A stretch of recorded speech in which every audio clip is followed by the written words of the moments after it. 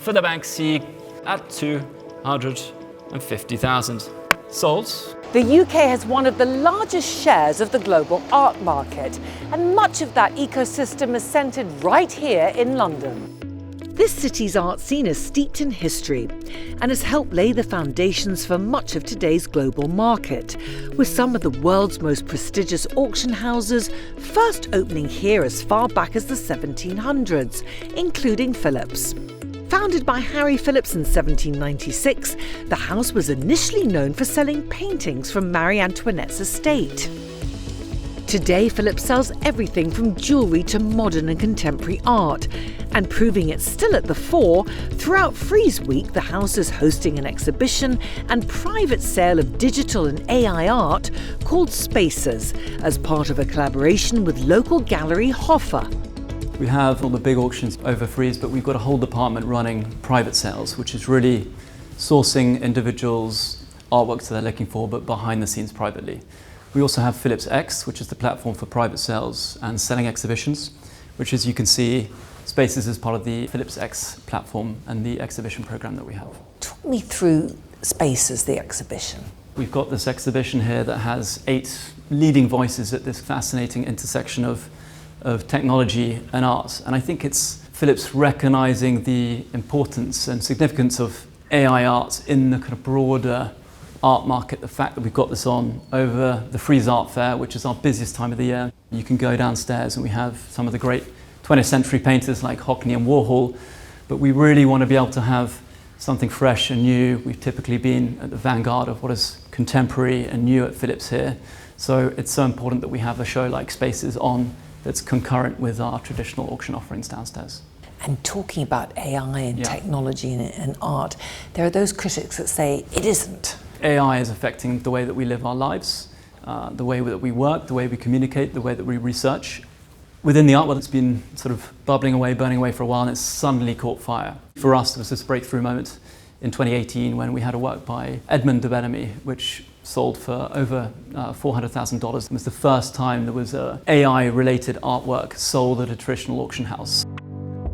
One of the works for sale at this exhibition is Spectral by Chinese-Canadian artist Su Gwen Chung, who has a studio in London. My mother's a computer programmer and my father's an opera singer. So we really grew up in the house with really hybrid and really different types of influences, both in the arts and both in the sciences. So that was really one of the foundations of my interest in education and what I'm doing now.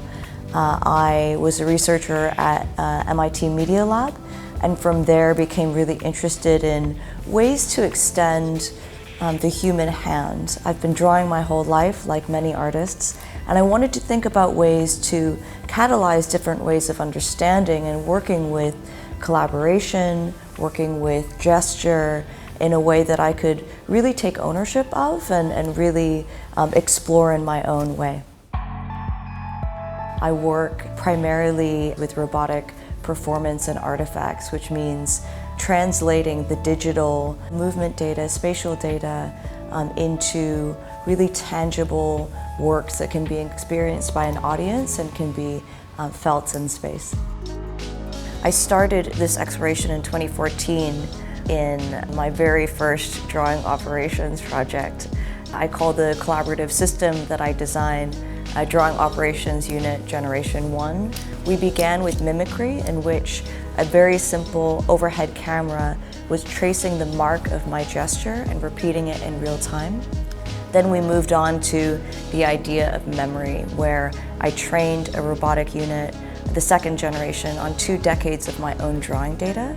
And it was really, really interesting because we could see my own stylistic input, my own decision making, transferred and translated into a machine system.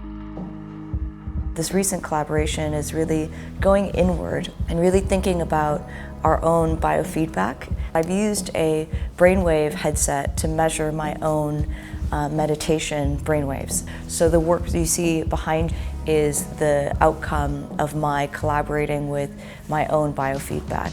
There's such a steadfast notion of tradition here in London that is really the bedrock of really exciting innovation moving forward. I'm really curious about designing in a way that benefits artists, collectors, and institutions for the next 100 years.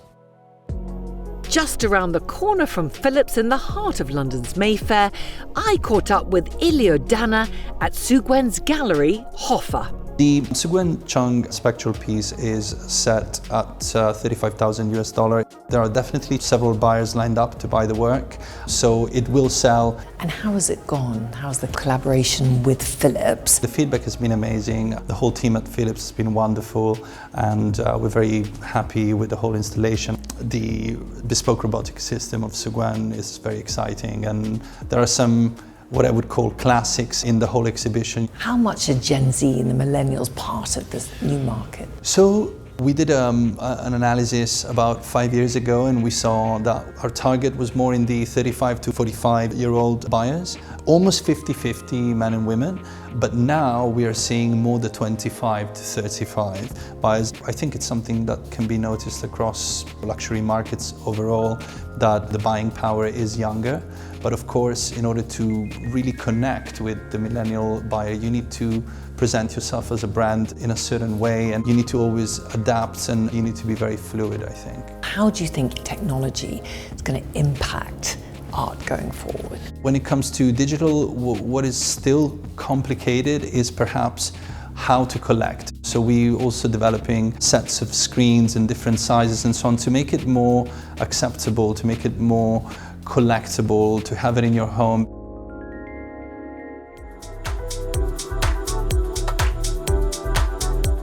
After months of planning and preparation, Frieze has opened its doors for 2024 in London's Regent's Park.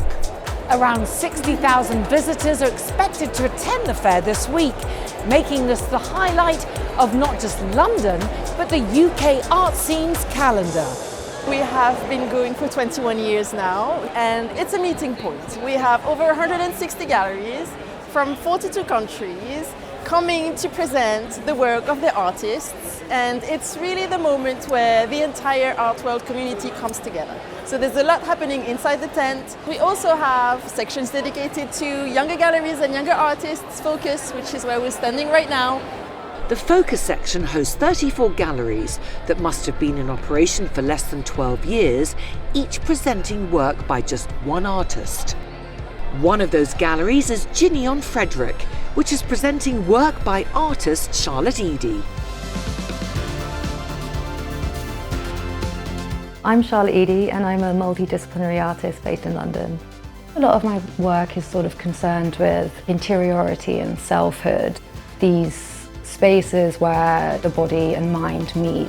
And so I consider a lot of these almost emotive structures. This particular show draws on the sort of image of interior space, of the house, of the domestic space, and how that can be used as a vehicle to explore a more emotional, bodily or psychological structure.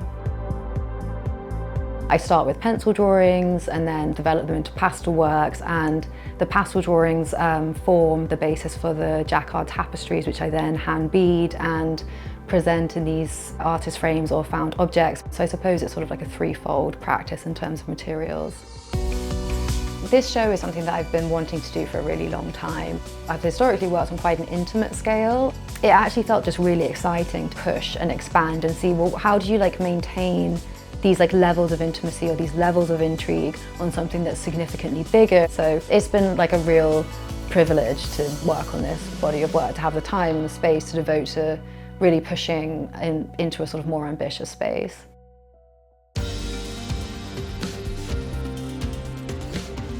After 5 days of Frieze, it's time to see how the experience has been for this first-time exhibitor. The body of work is called Thin Places.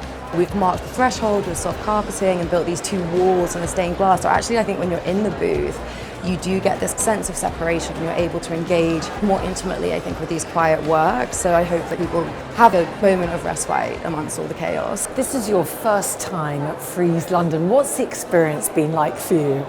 It's been incredible, honestly. We're so happy with the reception and the footfall. Yeah, it's been a whirlwind, but it's been amazing. Over 60,000 visitors are expected to have visited Frieze this week. What does that kind of visibility do for you? We've had some really amazing conversations on the booth.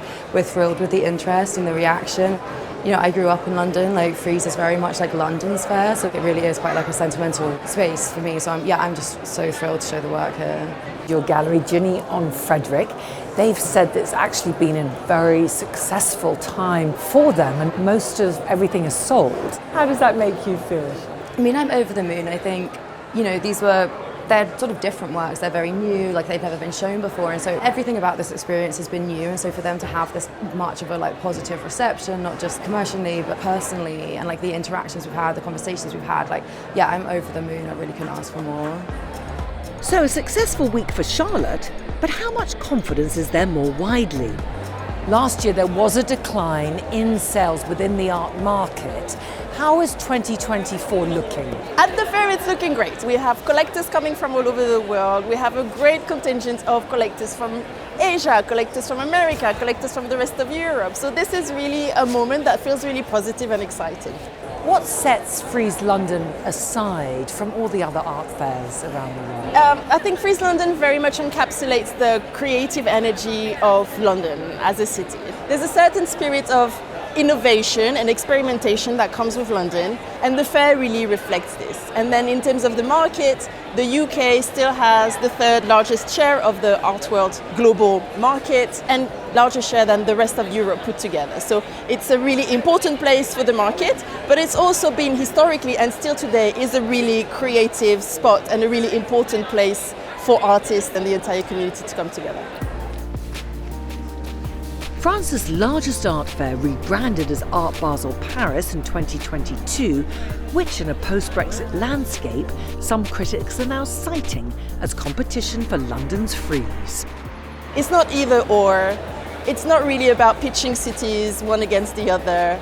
I think it's a great moment for Europe. You have to look at it as a sort of European moment with London continuing to be as great as it's always been, and then Paris proposing something new. And it's a wonderful moment for, you know, collectors from all over the world to come and maybe experience both scenes at the same time. So there's that too. And what about the Gen Z and the millennial buyers? They're now very much part of the market. What do you do to attract them? We have an online viewing room called Frieze Viewing Rooms, and so we know that the younger generation is really comfortable with buying works online, comfortable with discovering what the fair has to offer online. So we have been working a lot on this, and then I think sections like the focus sections, which are representing younger artists, is very much thinking about this sort of generational switch and thinking about the kind of artists that also younger collectors are interested in supporting. There's a lot of increase now in online sales. Do you see that as an opportunity for Frieze? It's a huge opportunity. I will say though that nothing replaces the experience of seeing art in real life, and as technology evolves, then perhaps one day it will feel the same way as it does, but there is something really special about being at the fair. Everyone is here to share their love of art and to share this with the widest possible audience. So it's very much still about what happens inside the tent, as well as a growing interest for what's happening online. Eva, thank you so much for talking to me. Okay, lovely to talk to you.